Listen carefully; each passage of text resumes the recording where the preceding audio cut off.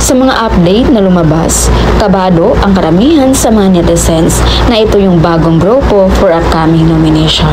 Duda ng mga netizens, ito ngayon yung bagong grupo dahil dalawa sa kapamilya at dalawa sa kapuso ang nasa iisang grupo. Ito yung hinala ng mga netizens ngayon na kagrupo ni Caprice, sina Princess, Joaquin at Crystal.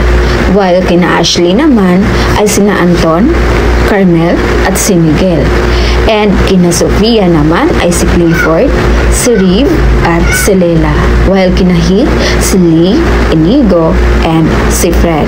At dito nagsimula nakabahan ang mga netizens sa mga nabuong grupo. Gaya ni Caprice dahil pag sila yung matalo sa task, posible sila for nomination at makakalaban niya sa eviction si Princess. At alam ng lahat na malakas ang fandom ni Caprice, kaya maging kawawa daw si Princess.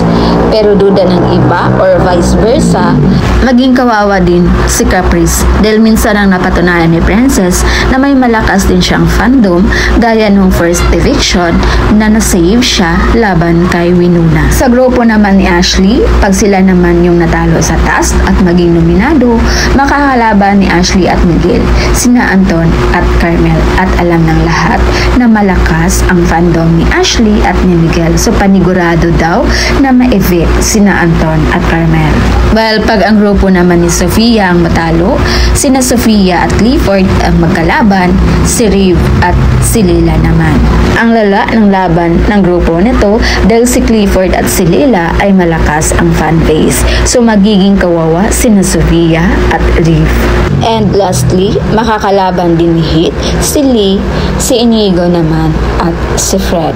Naayon pa sa mga netizens, ang hirap parehong bitawan ni Heath and Lee. At ang tanging point of view natin dito guys is galingan na lang talaga nila sa mga task. And kung sino yung matalo, good luck na lang sa botohan at palakasan na lang ng fanbase. So yun muna yung pa-update natin guys. And again, this is Vinol's TV. Thank you for watching.